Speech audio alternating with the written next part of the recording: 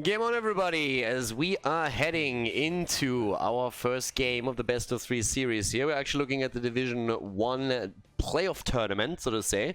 The first round where we have Epikk go up against the Battle Beast boys, and on the left side we have on Towers of Doom our first map, Kupshi on Rega for Team Epikk, Severs on Liming, Tali on Dehaka, Born on Maiev, and Wit on Diablo. The Battle Beast boys on the other side, they went a bit more for an alternative composition, I want to say. We're having Tylan on Tyrande, Grimy on Orphea, Freddy on Murky. He dies, he murks, he dies, he murks again. Barely on Tychus, and Kira on Nuburak as we're heading into this first game of the best of 3 series. So yeah, I'm personally really interested to see how that Murky is going to play out for them. Towers of Doom, I mean, it's a map where you can be really annoying with this, but I didn't really expect that I would get a Murky anytime soon. So we'll see what happens here. And again, I have to point that out from the start. This is Division 1. We are looking at Division 1 level of play from Heroes Lounge. Now again, keep in mind that Division S starts on the 18th of March. That's when Division S starts, and we're going to have all of those games out once that's the case. In the meantime, of course, Meta Madness was just announced for the 23rd and the 24th. In case that you want to catch that live on Twitch, you can definitely do that. But there's definitely a lot of stuff happening here now as well, and we're going to take a closer look at how exactly the first series of this particular mini-tournament is going to turn out, especially, of course, with that Murky choice. Freddy currently trying to just roam between the top and the mid lane, and immediately interrupted by Maiev here. It's actually interesting that Maiev even got through, because normally when you're headed into not only Division S and qualifier tournaments, but if you're going into Division 1, Maiev is a pretty standard ban here. And while we're at bans, ooh, the kill against Tyrande here. Wow, nicely done. First kill, maybe a second. Orphea gets away by a sliver. How about the camp still gets stolen? Epikk with a good start into this. So, with that said, the big question here might have been from some of you, why don't we see the draft? And for this tournament, we're actually working with replays. So normally when we have the draft and everything, it's obviously live, but this is casted from replays, therefore the drafts are going to be missing for that tournament. I don't know how those games ended. I take it one replay at a time that has been prepared for me, but at the same time, we won't be able to look at the bans and picks in order. But we see the final results here, and the final result of that little attack is that Diablo is dead. Not so terrifying in this game. Savas is looking to see if he can land a bit of a combo, even start stepping around here, but of course against 3 heroes he knows there's little that he can do with that. Talking about talents, we have also the bigger they are taken on Tychus, definitely homing in on that Diablo, trying to get these kills. When it comes to talent choices just in general, when we look over towards Maiev, we have actually the Pursuit of Vengeance taken. So more so going into the Umbral Bind and trying to get some value out of those. And then the Blade Dance on level 2. Born is starting to be a bit aggressive here. And so far he's been trying to interrupt the Murky rotation quite a bit. Didn't get the kill there yet. But Murky is at this point just, I mean, a little bit of a farm bot that is trying to take these waves out pretty easily. And already we have the Pufferfish taken on level 4.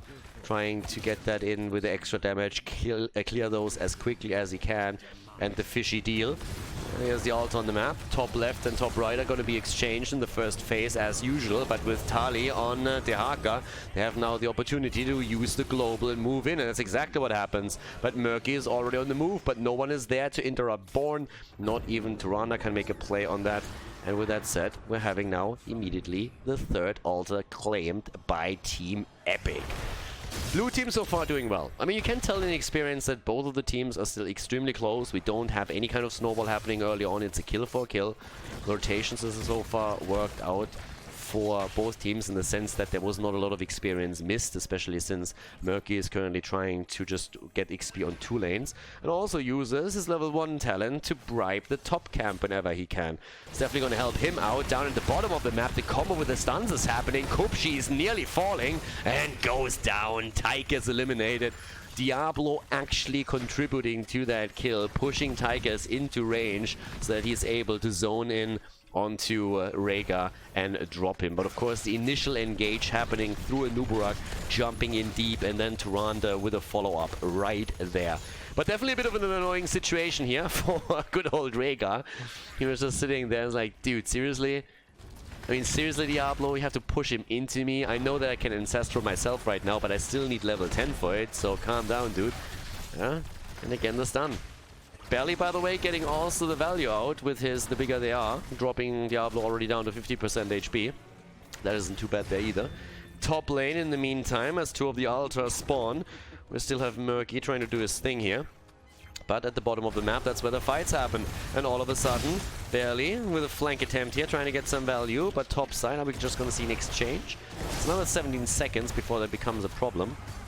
But they have to be careful with that. Also, level 7 talent, the Ravenous Hunger. So trying to get the extra damage out. Well, can stack that quite a bit. Grimmy here, ooh, needs to still be careful that he doesn't get controlled by the opponent. Easy exchange at the top side. Not really a big problem. Each and every one of them just goes in for their side. Nothing out of that. At the bottom of the map on the other hand, nice done, 1-2, and that should be the kill. Yep, there we go. And in come the attacks from Afia as well, stacking the level 7 right now. Kira goes down 2 though. That means that both of the frontliners are now dead, and Tyrande dies, and she might not be the only one. Li Ming gets the resets and just goes in with another combo, hits the orb full into the face, and drops Orphea here on the return. Well done by them. And the entire balance of that fight was actually changed in the moment that we had Dehaka burrow in again. So a really good engage here from Dehaka's side with the perfect timing, gets the setup for the kill, which was highly important because it comes at a time when they lost Diablo and they could have definitely ended up in them losing a few heroes instead. So with that said, we are having in the middle Born still playing around Murky a bit. And I mean, looking at just the numbers, Murky is actually getting a fair amount of siege damage, and this is exactly the reason why they got Murky for the map. His only job at this point in time is really to rotate between mid and top, get the minion waves, and then use level 1 talent to bribe the camp whenever he can. And so far, he's playing fairly well with that. Goes for the March of the Murlocs down here. Maiev goes in. There's the Cage trying to go for the setup. Ancestral hitting Diablo. Cage broken through. And now they can try and go for a kill. Nuborog already going straight in for the Cocoon. But with Li Ming on the other side as a perfect counter to the Cocoon. We have the Disintegrant, of course, burning it down within seconds. Murky is still very much alone at the top side though, and he has bribed the camp too. So with Dehaka making the commitment to the bottom of the map, Murky has now a little bit more wiggle room between the lanes and is trying to get his team the lead. They're already working with those towers here. Kill attempt against the Nuborak so far, not working out for them. But Kupshi is channeling, and they are already ahead. 32 points against 28 on the core, and with another altar taken, this is going to be increased, as we're having 24 points for the Battle Beasts. By the way, I have to say it again, Battle Beast boys are a team that is a little bit suspicious, if you ask me. If you name yourself Battle Beast boys and you don't have a single hero that rides a Battle Beast, then I'm not quite sure what's wrong with you. But the only thing that I see is a ton of craps. I see a lot of crap there. And not a lot of Battle Beasts. I'm not quite sure about Murky. Yeah, Murky is also going for a pretty crappy mount here. And is not playing around the Battle Beast either, so I'm not quite sure who these Battle Beast boys are, but they are currently being replaced in this game by the Crab Squad. Nuborog with the engage attempt, but this time they knew exactly what was happening here. Alright, Dehaka on his way to the top, trying to maybe jump in on Murky. Shouldn't really happen, but we'll see. So for the way, now bot lane, completely destroyed. Well, the gate taken down and the tower's also taking a lot of damage thanks to the mercenaries. Not really taking that down just yet, but of course if you gain control over the bot lane, that's the dream for Towers of Doom. Trying to just send one mercenary camp after another straight to your opponent's core, if you can pull it off. Murky still with the rotations here. Freddy now moving up to the top as well, trying to make sure that first of all the tower doesn't fall, but also collecting the experience here. And Dehaka, Tali getting ready for the next burrow down to the bottom, as we have 2 more altars being announced, and Murky has to now to find out when he can make that rotation back down. But we're actually seeing a bit of an attempt to go for Tali instead, and that should definitely work out. That should be a kill, 100%. I mean, at this point, they are actually in a situation where that might be delayed, but eventually the Haka should fall. The question is just, can they delay at least one of those altars at the bottom from being taken?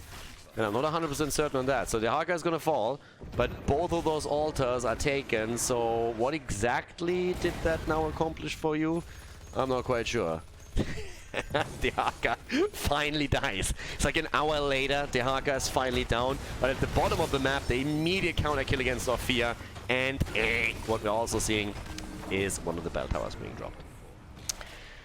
Yeah, I think the player at the top could have been a bit better. I mean, even if you take that long to take him down, try and interrupt at the bottom of the map at least. The idea behind it wasn't really too bad. The execution, on the other hand, questionable. Now we're having 16 points against 32 in the core, and that of course is already telling us the tale right there. At the same time, we still have an opportunity, of course, in those big team fights, also with March of the Murlocs, to reclaim one of the bell towers. But Murky is just busying himself with those waves, making sure that he gets the experience for the team. The main damage on the red side comes from, as expected, Tychus as he goes in with the bigger they are onto Diablo. They are actually getting real damage in. The problem that we have is that now the minions are pretty much gone. Okay, they're trying to make the play for Li Ming. Can't quite get her. Tower gets attacked. Still a couple of minions around that can soak the shots. And of course the Nubarak Speedles, they help too. Nobody needs to get out of this one as well. They should be able to recover this one over here. But they need to also hurry a bit, because we have a triple altar spawning on the map as we speak, and that triple altar is going to hurt. It's not quite going to end the game. Well, actually, at this point, it's nearly ending the game if they get all three. The blue team, that is. Epikk is in a fantastic position to claim victory in game number 1. Towers of Doom is a map where you always have to be very, very careful, because comebacks with a little bit of momentum are always possible here. But now that we have the Haka top left, yeah. Well, there comes the squad, and he should die again. Dodges most? No way. No, no, no, no, no, no. Wow, that should not have happened. The Haka actually survives this. With the burrow that he had, dodging to around the stun and the follow-up, he actually survives. And now the counter-aggression with the good combo from Wit against Tychus didn't really result in anything yet. Li Ming got Cocoon, couldn't use this integrate, therefore. They go for the Haka. He's trying to dodge again. Great situation, actually. Use March of the Murlocs. Drops the Haka. They drop Maiev, and the comeback might just start here. 11 points against 22 on the core. If they can get more kills and a little bit more momentum out of that situation, that might be all they need here. They're going to get the second altar for sure. Might go for boss here. Could go for control of one of the altars at the top if they wanted to. And it seems like they're going for Diablo, and Diablo's not going to make it. Or is he? Where are the stuns? Where are the stuns, bro? Looks like an Nubarak had it in cooldown. But yeah, with that we have 16. A little bit quicker now for the red team. That's actually insane. Like, the underdog experience bonus that you get by taking heroes down is still something that I personally find absolutely mind-blowing. I mean, right now we're having 16 versus 16 with a lead for the red team, despite the fact... I mean, I guess in kills they're still dead even, and yeah... But now topside, the bell tower is about to go down. Murky has already been working to reclaim the one at the bottom of the map. And to be fair, can take this one whenever he really wants to. I mean, this is not going to be a problem. Could even make the play for the boss still, as long as they have the vision. Murky is going in. Yeah, I'm not even sure if he dies here. Yep, gets the bubble through, can move away from this one, and Murky survives. Has he died at all? Murky hasn't died yet. Murky hasn't died once. And now they can easily reclaim the bottom bell tower and have a lead, therefore. It is a map where comebacks are always a thing. We've learned that a lot in HGC. Combo attempt again. Good stun against Tychus. Tychus gets the Odin through. They're trying to get the comeback in and barely survives. Barely is staying in the fight, and they go for Diablo. And well, Diablo is dead. If they can get more kills, they can get the entire momentum train running. Ancestral comes in to save Maiev, but not for long. There we go. The jaws are coming through, and Nubarak might fall on the other side, but they already got a kill. Yeah, they got 2 even. Diablo is back to business though, but of course he lost his soul, so they get the counter kill against the Nubarak. Ophia is also in trouble, but the choke point. Li Ming is dead. Ophia is still there, gets the damage in. Damn, girl, slow down. Another kill against Diablo as Tigers is showing 0 mercy here. We need to reclaim the bottom at least. That will give them 5 shots fired against their opponent, and they are starting to close that gap a little bit. Murky gets the tower, and how much more are they going to get? Are they going to go for the channel, or are they going to try and get even more out of this? It looks actually right now as if they're thinking about... Okay, Tigers is channeling it. I was for a second really contemplating if they were trying to get another bell tower at the bottom of the map. I was just about to say that that's a pretty risky play to make, but they're still trying, of course, to get the damage in. Which is exactly what we're currently seeing here. So damage is being put on the towers. They're going to try and break through that. They don't have any mercenaries yet that push through, but with 2 heroes still dead for a couple more seconds, they have a free shot at the bell tower at the bottom of the map. Maiev is now coming in, but so is the Nubarak. Tyrande provides some vision and actually hits Maiev straight in the face, so very well aware of the positioning in this point. And look at the experience. 1.5 levels ahead. They are half a level away from getting level 20. And it is getting dicey. Epicenter as a 16 talent on the side of the Nubarak alone has helped him so much with the engage here in those fights that it's extremely tricky for them whenever the move comes in, especially in those close quarter battles. And here's again the engage. Yeah, here comes the cage. Epicenter already finding the value. Apocalypse is great, hits nearly everybody, but they're still moving away from this, and Dehaka hasn't even made the move into the fight. So they engaged with ults, trying to fight before level 20 talents are in play, but then Dehaka doesn't move in with them. Stun attempt against Diablo, that didn't work out. But all that the red team has to do is wait a bit longer until they have level 20. Maybe push out the bot lane, claim one of those bell towers, as we have another double altar, this time spawning topside, and that comes just as 20 is about to be dropped. And 20, I mean, yeah, if you have big red button, there's already the rewind alone on Nubarak, which is going to be absolutely fantastic. Then on top of that, you're having the engulfing Oblivion. Rotation to the top slowly. Murky, the big tuna kahuna, baby! I'm still waiting for Tigers to make the choice to go into big red button. And he doesn't!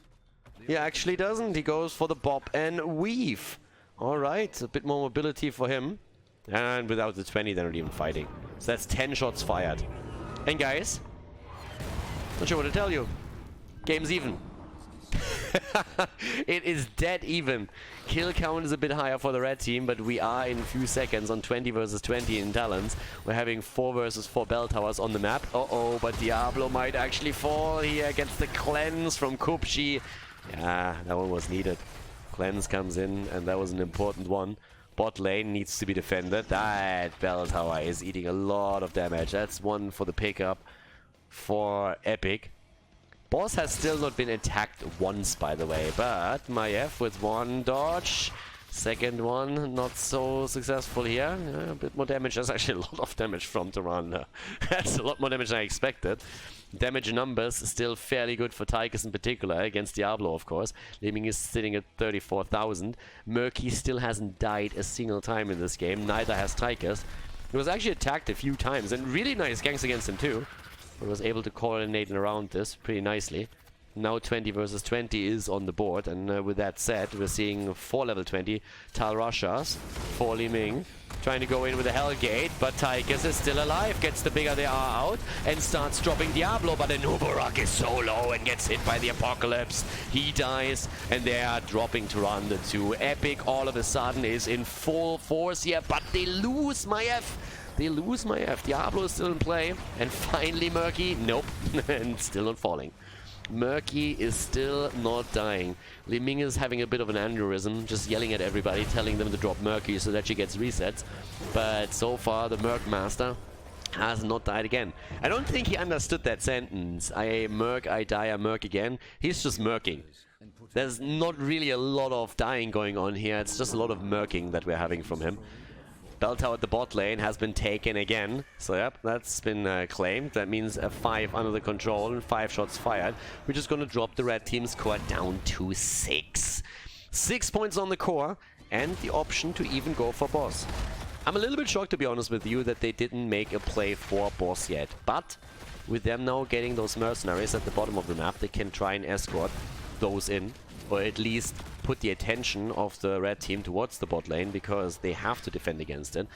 It's just too dangerous if you let those mercenaries go through and lose a few more hit points on the core itself, especially when you're down to the single digits here. So, yeah. Top lane, Dehaka. I mean, Dehaka had a couple of really good engages at the beginning of the game, when they turned it into 5 versus 4s real quickly. But now they're starting to struggle a bit more to really get the perfect timing for him set up here to get those kills. But they're still the team with the momentum.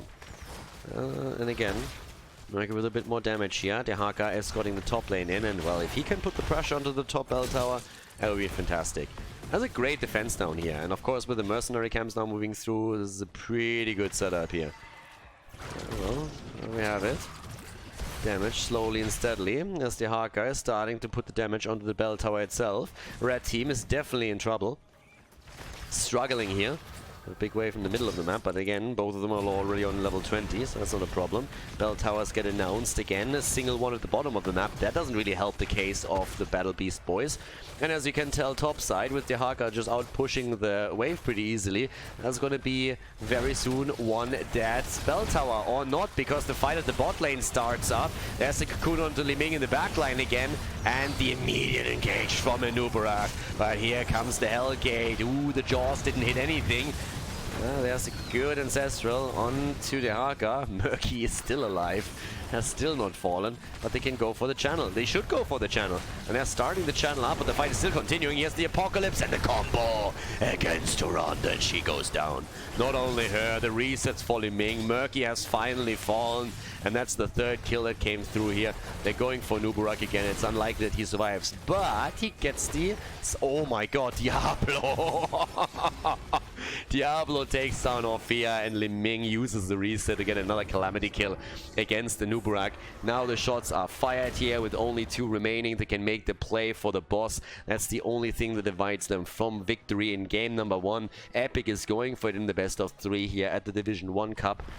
The final cup of the season, to see who's going to be the victor of it all after the regular season is over. The teams meet in the bracket, and now we're having Epikk taking the lead in game number 1 against the Battle Beast boys here in the first round. The shots are fired, and this is game as Epikk takes the victory on Towers of Doom against the Battle Beast boys.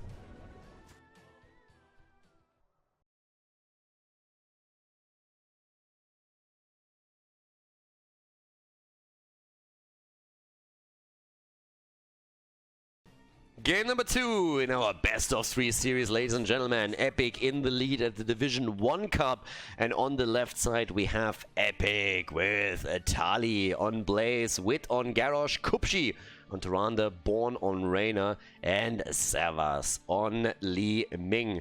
And over to the red side, we're actually seeing Freddy for the Battle Beast boys on ETC, Kira on Anubarak again, Tyloo on Lulcio, barely on Thrall, and Grimmy on Vala. That's an interesting setup here. Vala only played with a single support Lucio. Let's see how that's going to work out for them. It's going to be an interesting one for sure. So yeah, let's check that out. Currently we're having an arrow build focused on Vala. Doesn't come as a surprise considering the map. I mean, you play on Battlefield of Eternity, so obviously you're thinking about racing the Immortal down. Another great hero, of course, for that is also Tyrande with a Hunter's Mark that she can apply. And Li Ming, who in these little skirmishes between the 2 Immortals can really deliver the pressure there as well. While we're heading into the early game, also some of you guys might, on YouTube at least, who ever watched the game, ooh, wait a second, Freddy! A little bit too close to the wall, my friend. Against the Garrosh, that's not a good idea, and that's immediately the end of ETC. Job well done. But yeah, as I said before, so guys, if you are watching this on YouTube and you're actually checking out the bottom left logo, Runtime is currently sponsoring the stream. Those guys are pretty awesome, so definitely check out their shop if you haven't done that yet. I'm going to add a link to the YouTube description as well. Can have a look at that. Pretty happy about that. One of the few orcs these days that are actually still supporting Heroes of the Storm. Also the sponsor for Meta Madness, which is even more amazing. So make sure that you have a look at that. And if you get something from the website, use the code Khaldor to also get 10% off. Also talking off, the one here that was a little bit off with the positioning was good old Vala. A little bit alone here, and the one thing that Lucio doesn't have is burst damage. So, sorry, burst damage. Well, yeah, he doesn't have that either. I was mostly thinking about the burst heal here, because maybe that could have kept Vala in play. But as it turns out, that wasn't quite the case here. It was an insta blow up as Li Ming hits the full combo. And that's pretty much what I'm afraid of for the red team, that they're gonna get annihilated by this setup. Trash Lightning on the side of Thrall. That alone is a pretty powerful talent still. But it also kinda demands for Thrall to be in the 4-man, and we don't even have a 4-man here because it's a 2-3 split that the teams have been forced into. But I would have expected Thrall with a bit more of a focus towards the bot lane, trying to get those stacks together a bit quicker. And so far that isn't really working out. He's only sitting at a single 1. And that didn't really go as planned, I would say, for them. But yeah, we'll keep our eyes on that. Once that we're having the Immortal on the map, it's probably going to be a bit easier for him to get those stacks together. But obviously, you want to get that completed, or at least advanced, as fast as you possibly can. With that said, on the level 4, we already have now the Charged Blast, so trying to get a bit more damage in. Reyna, thankfully, in a normal game, also on this level, going straight into the Ace of the Hole as a level 1 talent, and then heading into his Fight or Flight on level 4. Highly important. And we've been casting a lot of ARAMs lately, just viewer games with a bit of fun. And the focus in most of them were quest talents. So all of a sudden you see the veteran marksman and you see the armor on level 4. But those are not really the talents you normally want to go for with Reyna in a real competitive setup. So I'm pretty happy that Born goes into the more valuable talents for his team, especially given how many slows are available on their side. Oh, nice attempt here for the stun. Didn't quite work out, but look at this. The red team showing some teeth here. But might have gone a little bit too deep. It was nearly a turnaround kill. Grimmy just barely vaulted out of harm's way. And they're still in a bit of an awkward spot here. Level 4 talent for Vala gets slowly stacked. That's going to be really important for the immortal damage. But of course the build is really coming online once you have your level 7 and the repeated arrow. And they get the kill.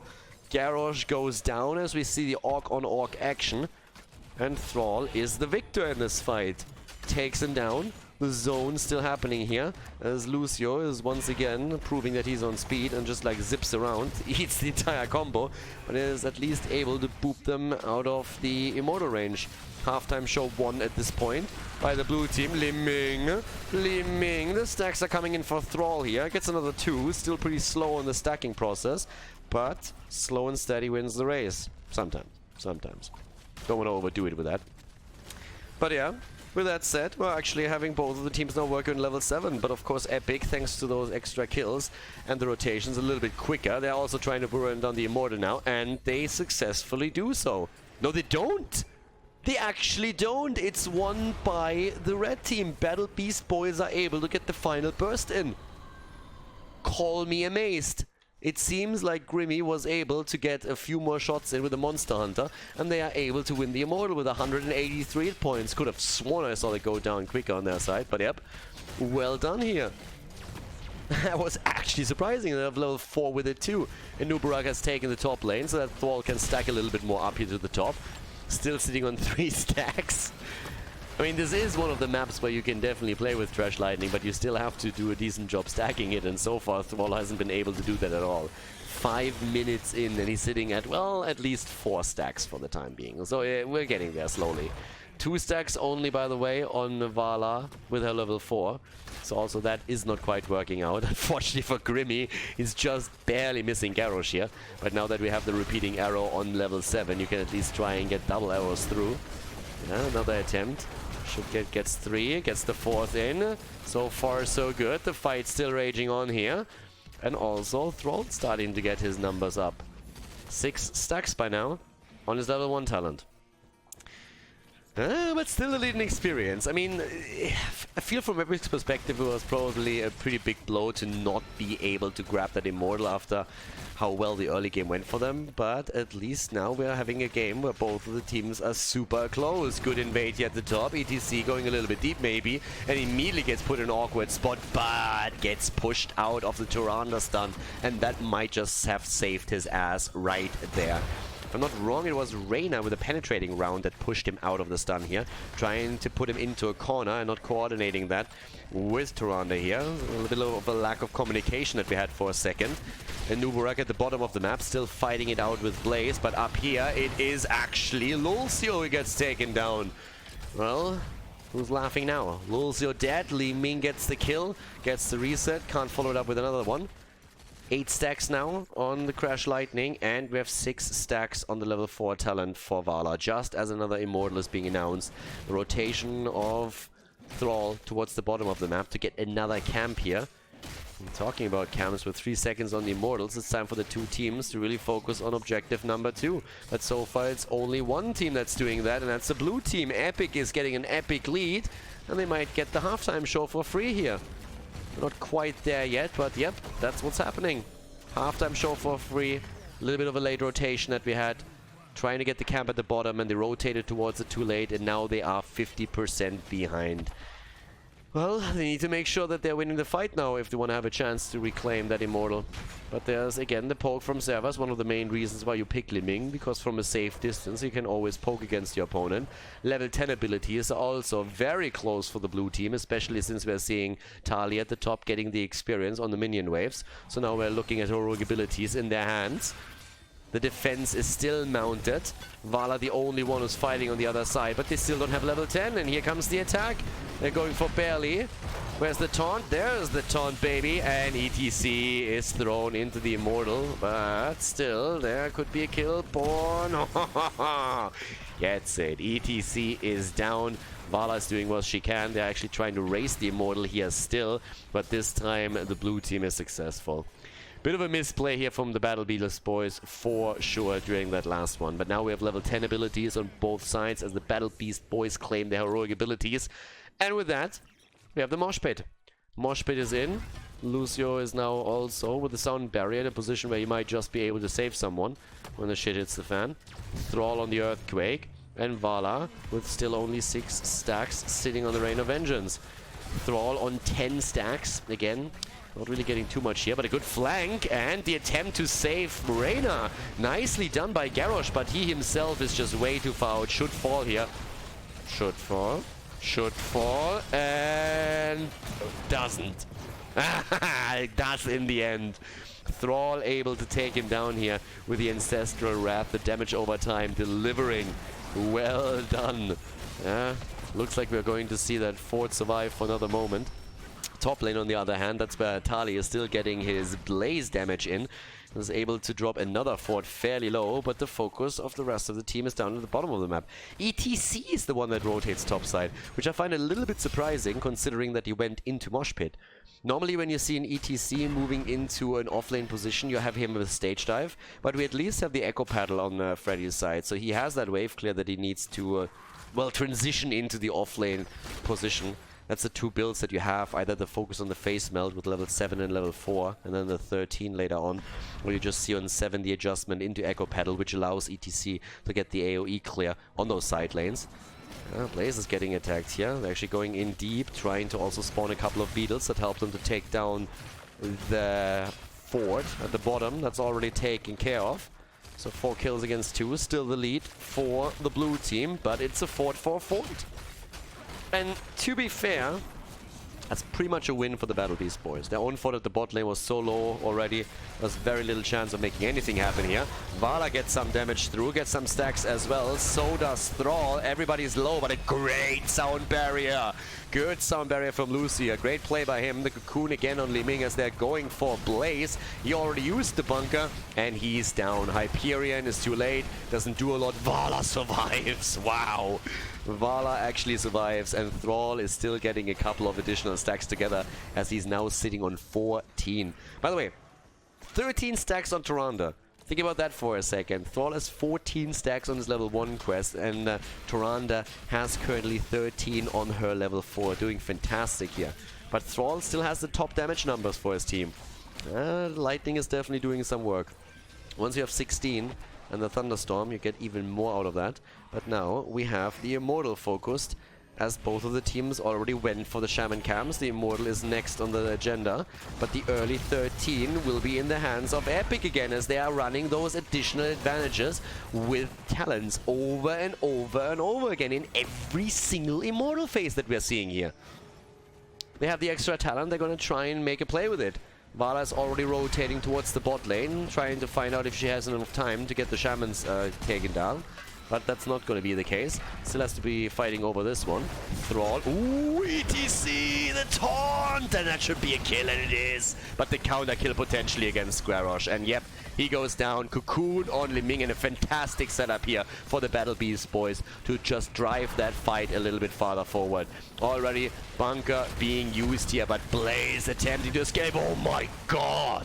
And Nubarak gets eliminated. What a great setup again for Li Ming here. Perfectly done by Servas. Gets the full force out. Top lane, bot lane, both of the walls at the keeps are already eating damage as the blue team is trying once more to go for it. 13 talents on both sides, and again, those lightnings coming through from Belly. And I'm not gonna lie here. This is actually starting to hurt a bit. 19 stacks on the Crash Lightning. Again, you want to complete it as soon as you can, but the damage is definitely starting to stack. Grimmy is now also on 13 stacks for his level 4. Could be way faster, both of them. I would say that both of the quest heroes on the side of the Battle Beast boys are a bit slow when it comes to that 12 minutes into the game. But that doesn't really change the fact that as the game continues, they're becoming more and more powerful. And if Epikk can't seal the deal early on, that might become an issue for them. Vala gets another stack, sitting at 14 now, needing another 6 to make the case here. And of course keep that mosh pit in mind. That mosh pit is always a threat. Encore even taking at this point on the level 13 choice. And they're starting to go in again. Thrall is defending. Rest of the team is just poking here. Throwing a couple of beetles. Blaze is also on that top lane. But we're still seeing both of them looking for a setup and potentially grabbing a kill here. And ETC, oh, misplayed a little bit from Garrosh here. Doesn't hit it properly. Indomitable being used. Mosh pit making 1 dance, 2 dance, and that might just be enough. They're making the play, but ETC himself is low. Here comes the Earthquake once again as Blaze counters with a bunker on the ground. Barely being attacked here. Gets even more chain lightning value out, and they make the play for Blaze, and this time he's dead. Tylon on his Vala gets the kill. And that is starting to become an issue. Again, I talked about this. Epikk is starting to be in a bit of trouble. The stacks are coming in. They are now in a 4 versus 5. Or 5 versus 4 from Battle Beast perspective. And this is looking like it's in a 1 Immortal from there. And they win the halftime show. That's an easy one. But they should be able to also burn down the other 50%. And by now we have 22 stacks on Thrall, so he's getting there slowly. Vala's also adding the additional arrows to the quest. 17 for her now. That repeating arrow doesn't hurt either, so you can go for the double. Still Lucio zipping around here as they're making the play for the Immortal, and here come the additional stacks for Thrall too, as he gets those damage numbers up. The attempt by Wit to go for him, ETC with a slide, interrupting the backline. He himself already a bit low, but Lucio speeding him up, allowing him to disengage here, as the entire team has to retreat here and try and top off at the fountain. But they have that option. And that's an important one. I mean, you look over at the damage, and we're having 33,000 for Thrall. Still the highest damage on his team. Vala is close, but there's the move straight for the Immortal. That's an easy picking. Good shields now on this one as well. And of course, this is going to move down to the bottom of the map. And it seems like they're going to try and make the play for... Nubarak has Cocoon. He could try and force this. The Immortal is going to go down to the bottom of the map. I mean, that's no question. But yeah, it looks like they are trying to see if they can maybe force something around the Cocoon here.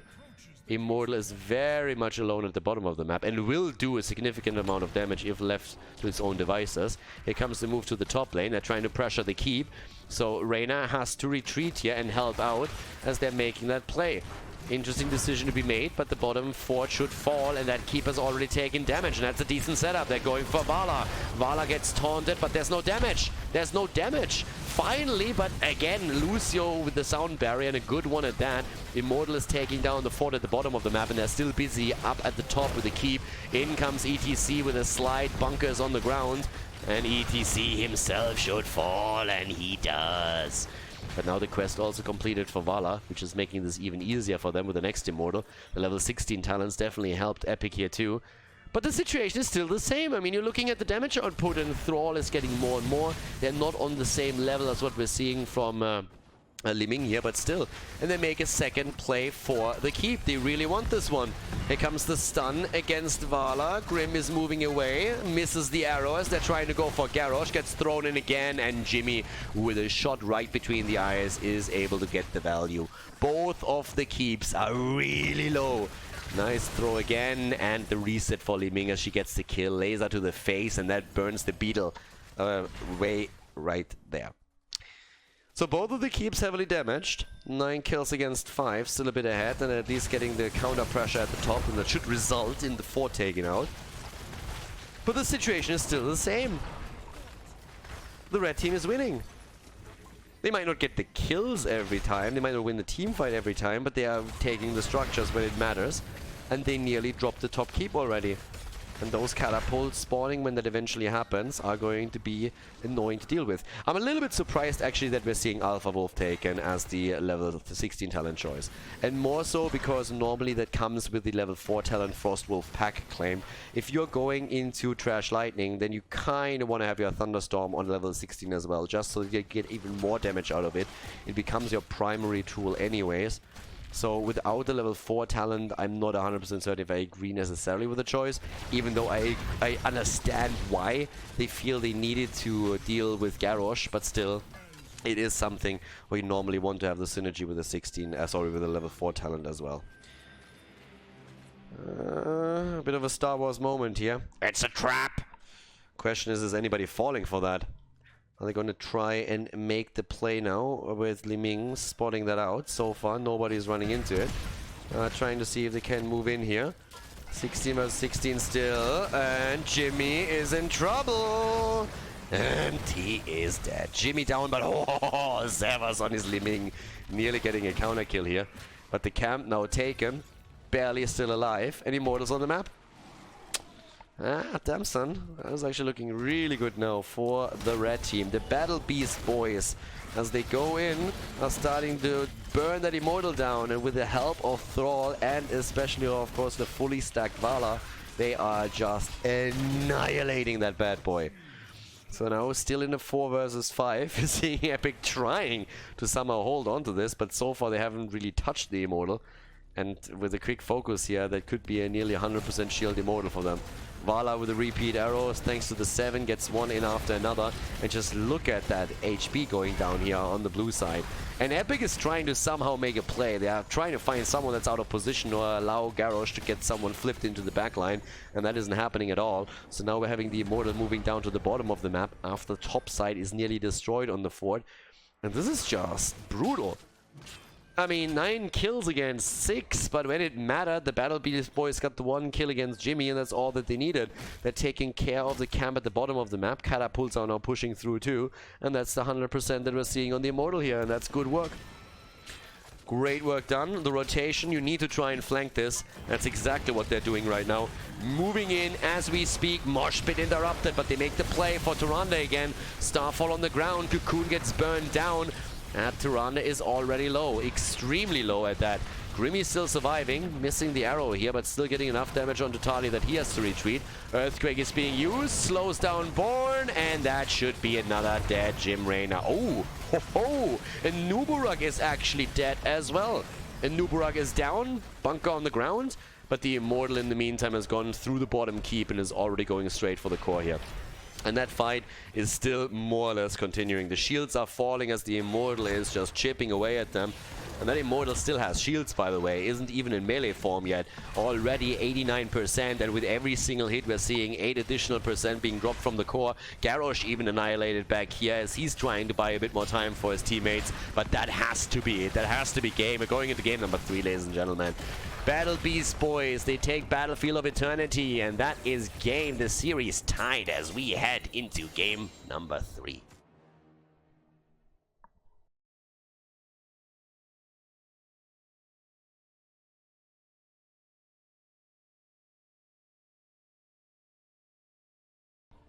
Infernal Shrines, the final map. Team Epikk in the Division 1 Cup goes up against the Battle Beast boys.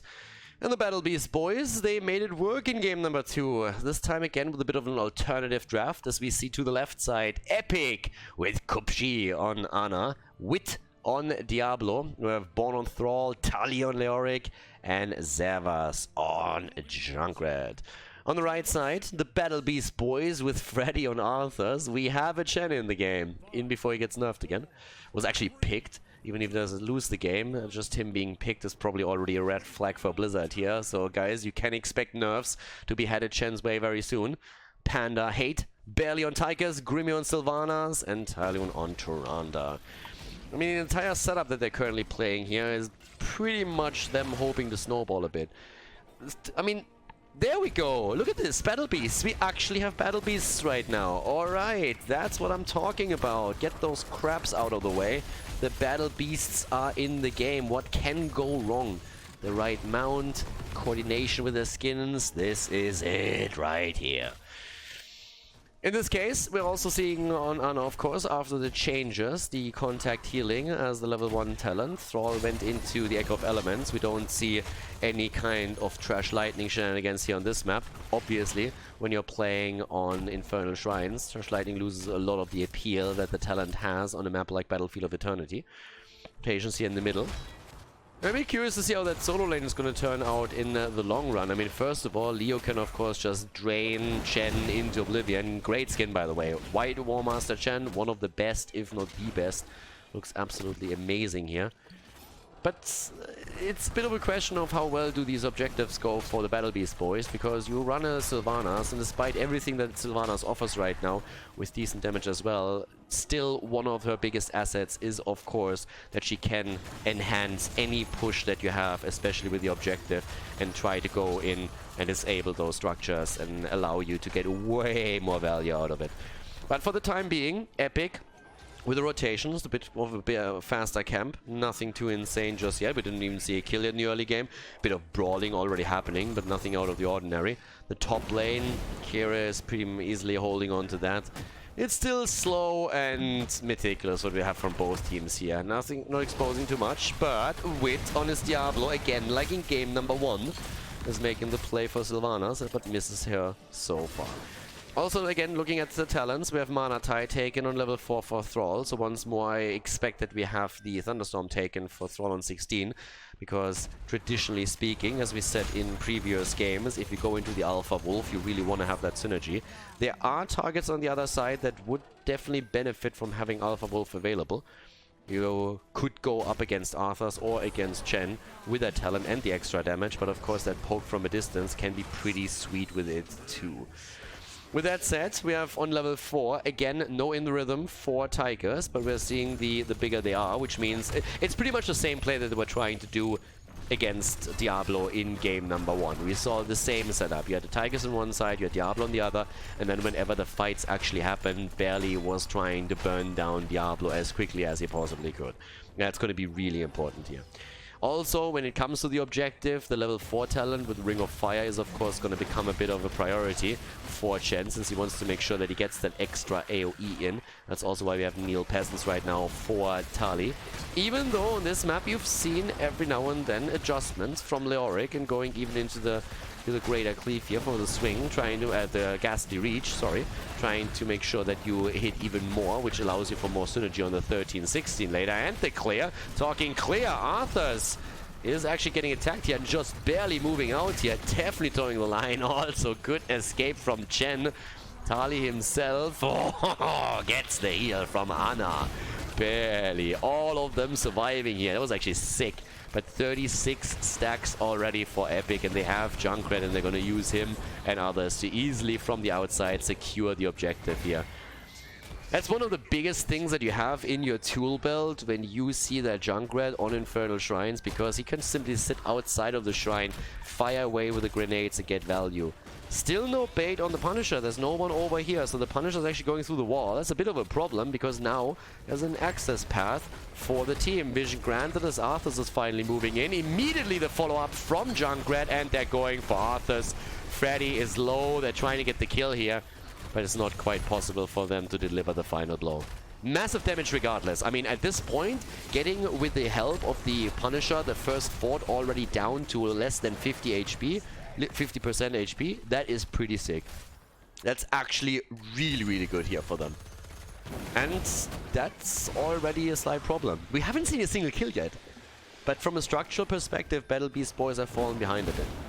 Now again, normally when you're going up against an opponent's Immortal, the first move out of the gate is, or Punisher, you want to bait him over. And as I explained like 100,000 times in the past, the jump on the Punisher acts like an ability. It is an ability, so it has a cooldown too. And it gets triggered when the Punisher has vision on you and is in range. So you want to provide him vision of a hero that is inside the gate. And you do that by attacking him from the inside. With an auto attack, with an ability. Doesn't really matter. In a second he gets vision, he jumps over. But there was no one there. And so the entire wall, or a big part of the wall, fell before anyone baited the Punisher in. And one of the main reasons why you want to bait him in the first place is obviously that the fort is going to do some damage onto him, but also that you're a little bit safer when you're trying to take him down and farther away from your opponent. Well, Leo is still up at the top. Level 7 talents now on both sides. Icebound Fortitude for Arthurs.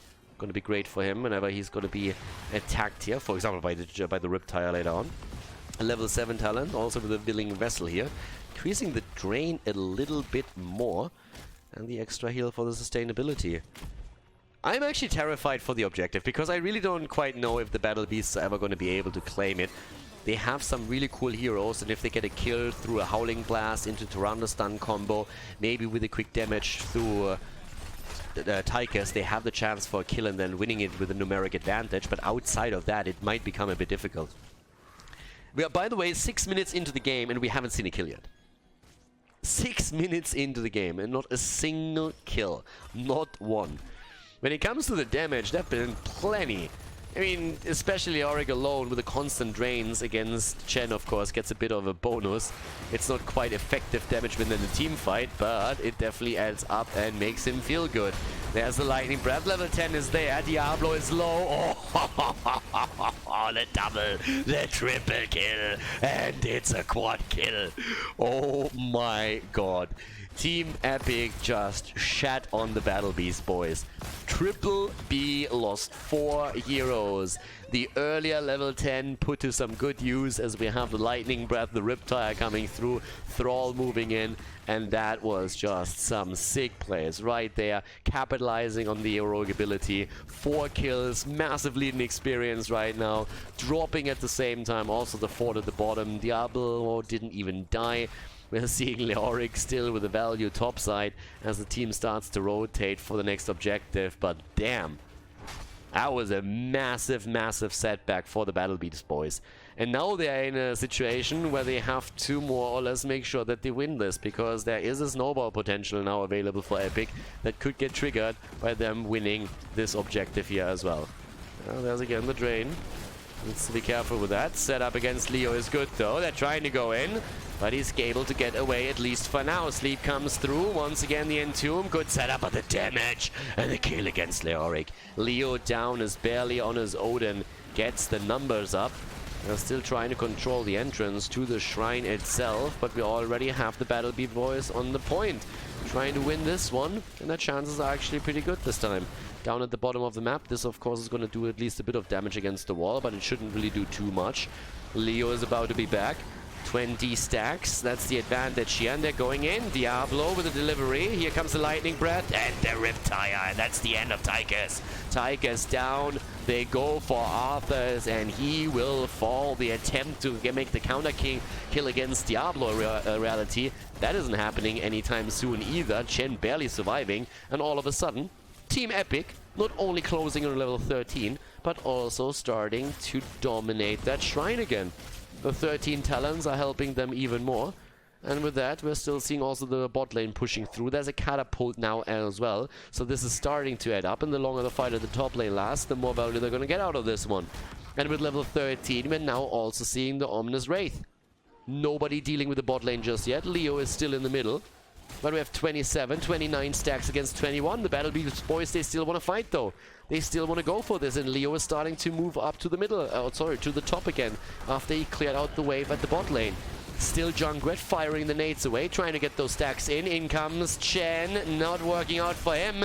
Dibbles is there, but so is Leoric, and there could be the Entomb, and they get that. But immediately Chen is trying to move out here. Bot lane still finding value. Oh, Leoric trying to murk again a little bit. Not quite successful here, though. But yeah, they're starting to go in with the damage, and that's the delivery right there against Chen, and he goes down. The Panda dead. Someone called Peter, as we have animal abuse happening in this game. Epikk also with the attempt to make the play for Arthur. So they shift the target, they go for Sylph. But Diablo, oh, burn her to a crisp, baby. And she goes down, and she's not the only one. We're also seeing in the meantime Tyrande fall, 9 kills against 1. And yeah, Borna has already taken the Punisher at the top side. And down here we have double catapults by now, pushing this back. This is starting to mount up here. But again, it's still early in the game, so it's only doing medium damage here. Leoric in the mid lane right now, but damn, Team Epikk is actually really starting to snowball this game.